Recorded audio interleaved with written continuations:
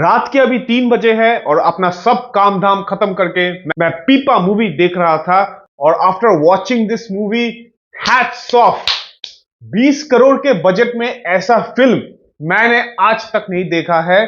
कुछ इनएक्यूरेसीज है of course, जो एक हिस्टोरियन के पर्सपेक्टिव से अगर आप देखेंगे तो वो रहेगा, लेकिन बाकी सब जो है, including the main focus on the PT-76 battle tank, उसको देख के तो मैं हैरान रह गया।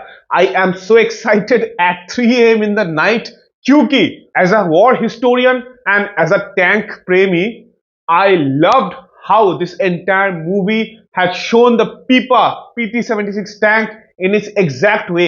So this movie is actually based on the Battle of Garibpur, जहां पे हमारे भारतीय फौज के 14 पंजाब और the Charlie squadron of the 45 cavalry regiment ने पाकिस्तान के 107 इन्फेंट्री ब्रिगेड को नेस्त नाबूद कर दिया था, inflicting more than 250 dead and more casualties. और पाकिस्तान के 3rd independent armoured squadron armed with M24 Chaffee tanks को पूरा का पूरा तबाह कर दिया था in the Bangladesh liberation war of 1971। अरे यार, यहाँ पे टैंक का ट्रेवर्सिंग टरेट दिखाया जा रहा है। कमांडर उस ट्रेवर्सिंग टरेट के साथ घूम के एक बिल्डिंग को तबाह कर रहा है। स्टोरी पे तो मैं बाद में आता हूं। टैंक्स के ट्रैक्स का मूवमेंट, टैंक्स के ऊपर बैठे हुए 14 पंजाब के जवान मुक्ति वाहिनी के एक मैसेंजर के साथ बांग्लादेश का फ्लैग लेके बांग्लादेश के नदी और नाले के थ्रू जा रहा है। It is a seen that is so much touching the hearts of us Indians, क्योंकि ये तो एक्चुअल में हुआ ही था, पिक्चर्स में भी ऐसा है, और ये हमारे साउथ एशिया के सबसे बड़े टैंक बैटल के हिस्ट्री को डिपिक्ट करता है in the most raw form. देखिए, ये इमोशंस है हमारे, हम जैसे भारतीय सिटीजन्स जो मिलिट्री को लेके थोड़ा पागल टाइप के हैं, ये पीपा टैंक्स हमारे लिए इमोशंस है। ये पीपा PT-76 tanks actually 52 years old tanks है, 52 से भी ज्यादा है, and they were Russian tanks. और इसको प्राइमरीली यूज किया गया था टू क्रॉस रिवर्स। और मूवी के जो फर्स्ट सीन जहां पे टैंक को इंट्रोड्यूस किया जाता है, वहां पे एक रिवर क्रॉसिंग का सीन है, जहां पे कैप्टन बलराम सिंह मेहता खुद एक एक्सपेरिमेंट करते हैं। तो ये PT-76 टैंक्स का नाम पीपा कैसे पड़ा? तो एक्चुअली जब पीपा टैंक्स मतलब PT-76 tanks when they were introduced in, तब एक्चुअली ये टैंक्स को पानी में उतारा गया था to check how they were actually performing on water. और ये टैंक्स को तैरते हुए देख के एक पंजाब रेजिमेंट का सूबेदार बोल उठा, पीपा मतलब एक ऑयल का कैन या ड्रम जो पानी में तैरता है। तभी से इस PT-76 टैंक का नाम पड़ गया पीपा। ये जो इमोशन है ना, टैंक को आप जब देखेंगे पानी में जा रहा है and it is floating and the water jets are coming from the back of the tank, ये देख के कोई भी वॉर हिस्टोरियन या टैंक प्रेमी हिल जाएगा। आप मेरा बात सोचिए और समझिए। अगर आप हॉलीवुड के फ्यूरी मूवी देखे हैं और कोई भी टैंक बैटल्स जहां पे है ऐसा मूवी देखे हैं, पीपा उसके सामने, उसके बराबर या उससे भी बड़ा कुछ है। तो पीपा movie is actually based on the life of captain Balram Singh Mehta, जो Charlie Squadron of the 45 Cavalry Regiment, which was armed with PT-76 light amphibious tanks, उसके सेकंड इन कमांड थे। कैप्टन बलराम सिंह मेहता का रोल प्ले किया है ईशान खट्टर। पाकिस्तानी फौज के M24 शैफी टैंक्स भी दिखाया गया है और उसको भी तबाह करने का सिनेमैटिक वे भी दिखाया गया है। The advancing PT-76 tanks with the 14 Punjab, वो भी दिखाया गया है with explosions happening all around, जो actually 21 November in the battle of Garibpur 1971 में हुआ था। देखिए, कुछ डिफरेंसेस है, जैसे कि टैंक्स के पीछे रह के इंडियन इन्फेंट्री एडवांस कर रहा है, वैसा तो नहीं हुआ था, लेकिन जो सिनेमैटिक इफेक्ट है ना, जिससे आपको लगेगा कि यार यहाँ पे तो धमाके के बाद धमाका हो रहा है, टैंक्स एक के बाद एक दूसरे टैंक को तबाह कर रहा है। जो इस टैंक स्क्वाड्रन का कमांडर है मेजर दलजीत सिंह नारक, जिनके कैरेक्टर में ये एक्टर है, ही इज बीइंग किल्ड, उनका कनेक्शन कितना है विद कैप्टन बलराम सिंह मेहता, मतलब ईशान खट्टर के साथ और बाकी साथियों के साथ। ये शायद वो नॉर्मल कमर्शियल मूवीज की तरह नहीं दिखाया गया है, लेकिन ये लीनियर फीलिंग से भी अगर आप गुजरेंगे तो you will still feel that touch of emotions जो एक्चुअली एक भारतीय ऑफिसर और उनके कॉमरेड्स में होता है। सिनेमैटिक्स और स्टोरी को मेंटेन करते हुए कुछ चेंजेस है। जैसे कैप्टन बलराम सिंह मेहता का बड़ा भाई is a major in the Indian arm forces and he is a covert operative जिनको मुक्ति बाहिनी के साथ ऑपरेट करने के लिए भेजा गया था और वो बाद में कैप्चर्ड हो गए थे and he was being tortured by the Razakars and the Pakistani arm forces. लेकिन एक्चुअल हिस्ट्री में कैप्टन बलराम सिंह मेहता का बड़ा भाई major Shamsher Singh Mehta was commanding his own squadron of PT-76 tanks, the 5 independent armored squadron from the Agartala side heading towards the city of Dhaka। वो खुद मेघना नदी को क्रॉस किए थे। The role of actress Mrinal Thakur जो दिखाया गया है, she is working with the intelligence agencies and the closeness and the bonds between brothers and sisters से ये स्टोरी को फिलअप किया गया है with the main action after the battle of Garibpur happening at Burinda। बुरिंदा के action से पहले the tanks crossing the reverse को दिखाया गया है और ये देख के मैं हिल गया था, मैं लिटरली हिल गया था क्योंकि यहां पे कोई भी वीएफएक्स का इस्तेमाल नहीं हुआ है। हां, ये टैंक्स एक्चुअली भारतीय फौज के मदद से ऑफ कोर्स रिफर्बिश करके उनको चलने के लायक, फायर करने के लायक और पानी में उतरने के लायक बनाया गया है। They have been reconstructed for this movie। तो आप सोचिए 20 करोड़ के बजट में you are getting to see tanks crossing rivers, firing on buildings, creating history and of course making some adjustments। लेकिन अगर आप पूरे प्रोडक्शन टीम को 100 करोड़ का बजट देते तो I think this movie would have made its benchmark in Bollywood movie history। Story में बहुत सारा areas have been covered with the actions of the Mukti Bahini। Captain Balram Singh Mehta का बड़ा भाई joins the Mukti Bahini forces और उनके साथ कुछ ऑपरेशंस का बात होता है, कुछ सीन्स वैसा है।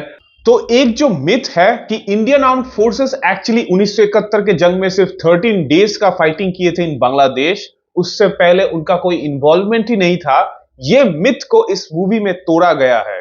ये एक बात सच है कि इंडियन आर्म फोर्सेस के बहुत सारे कोवर्ट ऑपरेटिव्स बांग्लादेश में ऑपरेट कर रहे थे सिंस द मंथ ऑफ अगस्त। ये तो अगस्त तो लेटेस्ट बात है। इंडियन नेवी और इंडियन आर्मी के ऑपरेटिव्स अगस्त से वेरी एक्टिव थे इनसाइड बांग्लादेश। नवंबर से तो फुल फ्लेजेड फाइटिंग शुरू हो गया था अगेंस्ट पाकिस्तान एंड दिसंबर में ऑफिशियली जंग शुरू हो गया था। लेकिन ये जो मिथ है एस्टैब्लिश्ड बाय द बांग्लादेशीज कि इंडियन आर्म फोर्सेस सिर्फ 13 दिन का फाइटिंग किया, हम मुक्ति बाहिनी ने मेन फाइटिंग किया है, इस मिथ को इस मूवी में तोड़ा गया है and I am very happy for this was very much needed. और ये भारतीय ऑफिसर्स सिर्फ मुक्ति बाहिनी को ट्रेनिंग ही नहीं दिए थे, उनके साथ ऑपरेशंस में भी गए थे इनसाइड बांग्लादेश, कुछ कुछ जगह में लीडरशिप भी दिए थे। बीएसएफ वाले, रॉ वाले, भारतीय फौज और भारतीय नेवी के ऑपरेटिव्स इनमें से ज्यादा थे। और before the official declaration of war और even before the fighting in November बहुत सारे भारतीय ऑपरेटिव्स मारे भी गए थे and they were also wounded, at times captured and executed. They are the unsung heroes of both the Indian Armed Forces and in the struggle of the liberation of Bangladesh। An extremely well documented close quarters battle with the Pakistani army is shown। मुक्ति बाहिनी कैसे हथियार लेके fight करता है, that has been shown and I have been really impressed by it। क्योंकि देखिए मुक्ति बाहिनी भी भारतीय फौज से पहले फाइट कर रहे थे और मुक्ति बाहिनी का कॉन्ट्रीब्यूशंस भी दिखाया गया है which is actually very true to actual history। उसके बाद the tanks came in and the 14 Punjab of course joined in। अभी आते हैं थोड़ा inaccuracies के बात में। तो देखिए फर्स्ट ओपनिंग सीन में दिखाया गया है कि ढाका यूनिवर्सिटी के अंदर एक प्रोटेस्ट हो रहा है, मतलब this is the commencement of operation Searchlight that was conducted by the Pakistani armed forces from the 25th of March 1971, जो एक जेनोसाइड का शुरुआत होता है। तो ढाका यूनिवर्सिटी में जो हमले का सीन है that is a bit inaccurate, क्योंकि देखिए मूवी में दिखाया गया है कि Pakistani soldiers have entered into a campus building जहां पे प्रोटेस्ट हो रहा है, वैसा था ही नहीं। ढाका यूनिवर्सिटी के जो स्टूडेंट्स डॉर्मिटरीज थे वहां पे मैक्सिमम स्टूडेंट्स सोए हुए थे, टीचर्स क्वार्टर्स भी एकदम अस्लीप था। जब ऑपरेशन सर्चलाइट शुरू हुआ, हमला तो हो रहा था ढाका शहर के अंदर, तब दो स्टूडेंट डॉर्मिटरीज के स्टूडेंट्स के पास सिर्फ 50.22 या 0.303 राइफल्स थे। उससे कुछ छोटा मोटा डिफेंसेस वो एस्टैब्लिश किए थे, लेकिन पाकिस्तानी फौज जब ढाका यूनिवर्सिटी में हमला किए with rocket launchers, mortars and heavy machine guns, उसके सामने स्टूडेंट्स का डिफेंस कुछ नहीं था। यूनिवर्सिटी में मैसेकर हुआ है, लेकिन not like how it has been shown in the movie. The students were mostly unprepared and unaware. और बैकग्राउंड म्यूजिक जो उस सीन में दिखाया गया है, that is not very accurate, क्योंकि it's like takes away the darkness.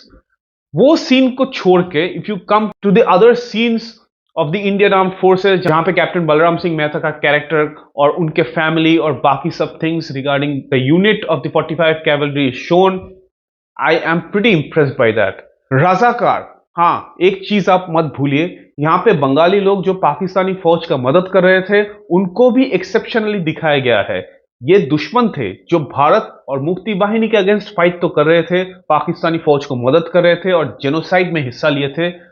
उनके atrocities भी दिखाया गया है, how they were torturing the captured Indian covert operative, जो एक्चुअली कैप्टन बलराम सिंह मेहता का भाई, बड़ा भाई है। एंड द रेप कैंप्स, जहां पे औरतों को बंधक बनाया जाता था और उनके ऊपर अत्याचार किए गए थे। लास्ट में जो बैटल ऑफ बुरिंदा का सीन है, वहां पे हिस्टोरिकली आप देखेंगे तो it's like an attack launch by tanks and Indian infantry in a heavily defended Pakistani camp. ये पाकिस्तानी कैंप मूवी में एक स्कूल में दिखाया गया है। स्कूल के अंदर ही रेप कैंप है, स्कूल के अंदर ही ये भारतीय कोवर्ट ऑपरेटिव को लॉकअप किया गया है। लेकिन ऐसा एक्चुअली हिस्ट्री में नहीं था।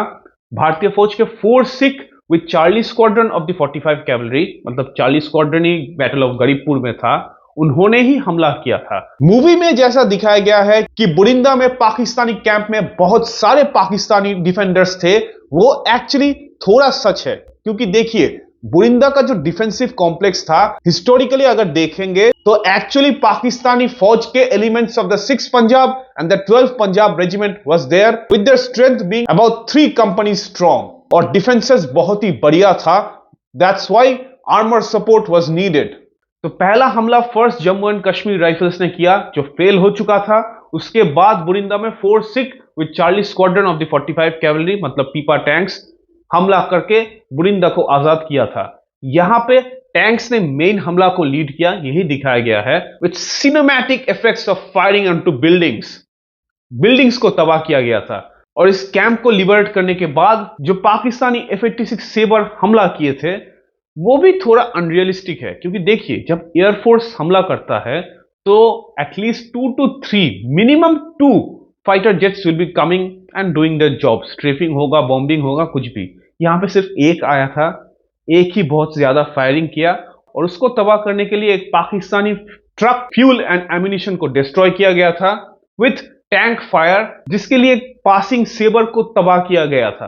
ये थोड़ा इलॉजिकल है, लेकिन it goes with Bollywood perspective. एक और चीज का बात मैं बोलना चाहूंगा कि अगर आप एक्शन सीन्स को गौर से देखेंगे, इंक्लूडिंग सम सीन्स जहां पे भारतीय फौज को दिखाया गया है विद क्लोजअप्स, वहां पे आप नोटिस करेंगे कि most of the soldiers are not carrying the standard self loading rifle SLR। तब almost all the Indian soldiers had the SLR, लेकिन मूवी में दिखाया गया है कि they are having 303 rifles. 303 rifles mostly Mukti Vahini के पास था। Also the Indian soldiers didn't use AK-47 in 1971। Mostly SLRs या स्टेन गन्स और ब्रेन गन जैसा लाइट मशीन गन्स यूज करते थे। लेकिन मूवी में the use of 303 rifles has been shown by the Indian armed forces, which is not accurate. Mukti Vahini को दिखाया गया है कि they are using 303 rifles, okay, but at times they are using AK-47s। AK-47s था, of course था, but they also use the SLR. That is fine. हथियार, मुक्ति वाहिनी का हथियार, I would say still fine. It goes well, but Indian Army is using 303 rifles in 71. That is very, very inaccurate. I would say this is one of the things that makes it a bit away from history. लेकिन एक बात का मेरा शिकायत है। देखिए, 1971 के जंग में बांग्लादेश में भारतीय टैंक्स गया था। बांग्लादेश में पहाड़ कहां पे है आपको पता है? पहाड़ है सिलेट, फिर शेरपुर, उस जगह मेघालय और आसाम बॉर्डर के आसपास है।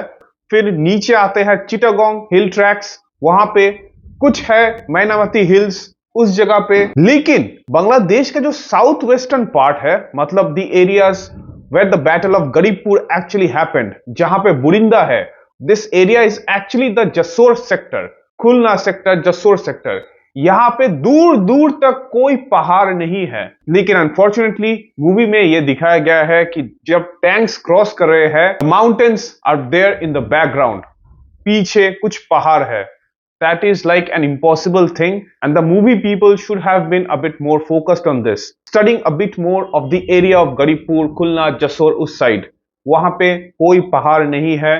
टैंक्स जब क्रॉस किए, आसपास कोई पहाड़ नहीं था, जंगल था। हाँ, jungles were there, forest area था, बहुत ज्यादा मिट्टी और मडी और अनफॉरगिविंग टेरेन था, लेकिन कोई पहाड़ अनफॉर्चुनेटली नहीं था। ये एक बात मेरे को बहुत अच्छा लगा कि एक सीन में they have been showing a Mukti Bahini child fighter, 10 साल का बच्चा जो हथियार उठा लिया था क्योंकि उसके फादर को मार दिया गया था and his mother was abducted by the Pakistani forces. ये बात एकदम सच है कि ऐसे बच्चों को मुक्ति बाहिनी में रिक्रूटमेंट मिलता था। एक बच्चा जिसका नाम I am not remembering right now, but उनको वीर प्रतीक अवार्ड भी दिया गया था from the Bangladeshi government for gallantry. He was just 10 और 12 इयर्स ओल्ड, और वो एक्चुअली तुरा साइड में था, मतलब Meghalaya side, on the northern area of Bangladesh, उस साइड में था। Some factual errors are there, but some maintenance of history is also there wonderfully. लेकिन the main thing which I got regarding the movie is the focus, the heavy focus on the PT-76 light amphibious tank।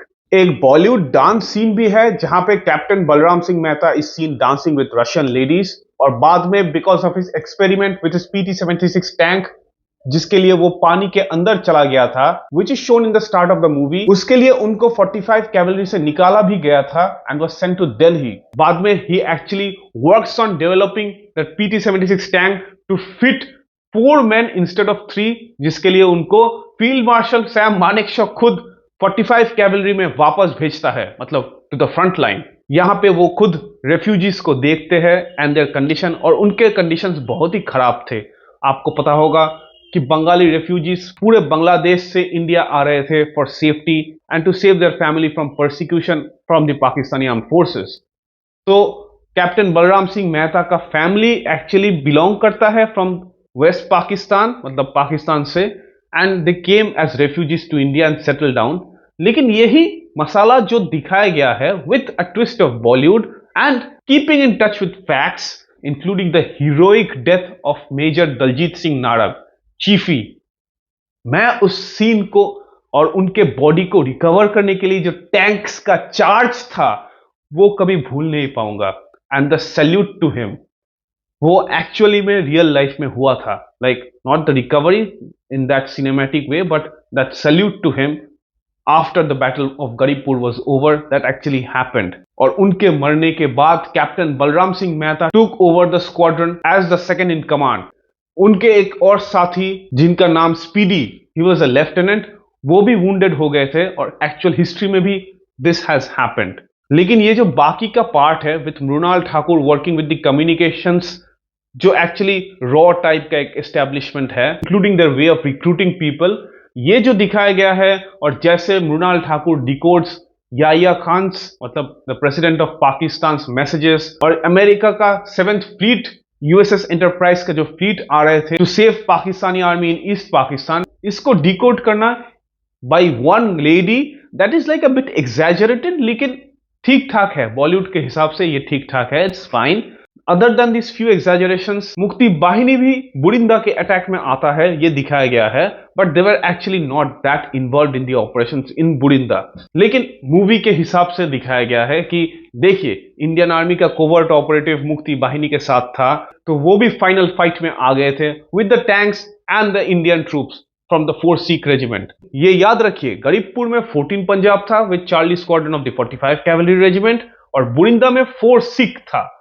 तो ये दो पल्टन actually different है, and even the commanding officers are different. Movie में दिखाया गया है 14 पंजाब का commanding officer lieutenant colonel R K. Singh है, और 4 सिख का कमांडर था लेफ्टिनेंट कर्नल डी.एस. सिद्धू। ये कुछ एक्चुअल हिस्ट्री का बात है, लेकिन मूवी के हिसाब से इट्स फाइन।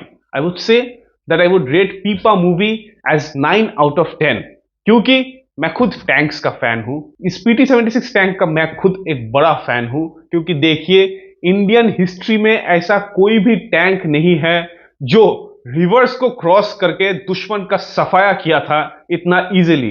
हाँ, आपको लगता है कि ये इजी है, लेकिन देखिए, a PT-76 tank to cross a river can bear maximum a river speed of 3 knots. Bangladesh का इतने सारे नदी को क्रॉस करने के लिए कभी कभार the speed was seen to be more than 3 knots, लेकिन क्या करे, टैंक्स को उतारा गया था, टैंक्स क्रॉस किए, नदी के उस पार पहुंचे और दुश्मन को तबाह भी किए थे। और टैंक्स जहां जैसे दिखाया गया है, like not clean and furbished, लेकिन जंग के मैदान में covered with mud, dirt and camouflage, ये रगडनेस बहुत ही अच्छा लगा मुझको। And I would say other than a few here and there inaccuracies and a sort of like a small mismanagement of using a rap song, jo actually the song Rampage in serious parts of the movie, agar ye thoda kam hua tha and this first opening scene agar usko thoda theek kiya gaya hoga, to I would say that this movie is like 10 on 10 with 20 crore ka budget. मैं चाहता हूं ऐसे historical films को और भी promotion मिले, ताकि सिर्फ Amazon प्राइम नहीं, these kind of movies gets released on cinemas. PVR जाइए, आइनॉक्स जाइए, ऐसे मूवीज को देखिए जो देश के एक्चुअल हिस्ट्रीज को दिखाता है, not just floating on the waves of patriotism. यहां पे एक्चुअल कैरेक्टर्स है, एक्चुअल कैरेक्टर्स के ऊपर बेस्ड है, एक्चुअल हिस्ट्रीज है, हमारे देश का हिस्ट्री है, बांग्लादेश के ग्लोरियस हिस्ट्री ऑफ लिबरेशन और हमारे भारतीय फौज का पार्टिसिपेशन है, और बंगाली कम्युनिटी का एक्टिव इन्वॉल्वमेंट है ये, और Bengali actors including working with Bollywood actors ये भी है। This is like a multicultural thing inside of India with the most glorious history of India. ऐसे फिल्म्स को मूवी थिएटर्स में रिलीज होना चाहिए, and that has not happened. That is where I think it has been a sort of like an injustice. अगर ये होता then I would have been the happiest guy right now. मैं ये movie देख के I don't know like whether I can go to sleep right now with the amount of adrenaline I'm having. वो tanks का scenes are not going from my head. The way the sprockets are moving, the way the guns are firing, वो देखने के बाद आपके दिमाग से नहीं जाएगा। वो explosions in the distance, Chaffee tanks को तबाह करना, Pakistani 3rd independent armoured squadron Garibpur में पूरा डिस्ट्रॉय हो चुका था। तो आप सोचिए, हमारे एक स्क्वाड्रन ने पाकिस्तानी एक पूरा ब्रिगेड का आर्मर्ड सपोर्ट तबाह कर दिया था। आप सोचिए, ये हिस्ट्री अगर आप नहीं जानेंगे तो इट्स लाइक ये हिस्ट्री खत्म हो जाएगा। और मैं तहे दिल से 45 कैवलरी रेजिमेंट को एक हार्टिएस्ट थैंक्स देना चाहूंगा for your services to this country. I salute you all and Brigadier Balram Singh Mehta, आपके ऊपर ये फिल्म बेस्ड है and it has been an honor for me to talk to you, sir. I personally think this movie is a tribute to your regiment, जो आप लोगों ने बांग्लादेश में किया to stop a genocide, जैसे मूवी में बोला गया है, to stop a genocide and to be heroes. निहत्ते और हेल्पलेस को हेल्प करना भारतीय फौज का कर्तव्य था और आप लोगों ने ये निभाया है, sir. Brigadier Balram Singh Mehta, if you are seeing my video, please accept my gratitude as an Indian, as a Bengali whose father had fought in the Mukti Bahini. Thank you so much, sir, and thank you to 45 Cavalry Regiment, and thanks to everyone who was included in the making of the movie Pipa. Ishaan Khattar साहब, आपका acting लाजवाब है। जो tanks के ऊपर सवार होकर आप चिल्ला रहे थे and giving commands with your gunner traversing the turret and firing, that I can't forget. वो बॉलीवुड के इतिहास में रहेगा फॉरएवर, सर। आप लोगों का एक्टिंग, आप लोगों का हिस्ट्री का depiction, I am really honoured and grateful. Thank you so much. अगर आपको इस मूवी का रिव्यू अच्छा लगा है तो please share it with your friends and family, and thank you so much for watching this video.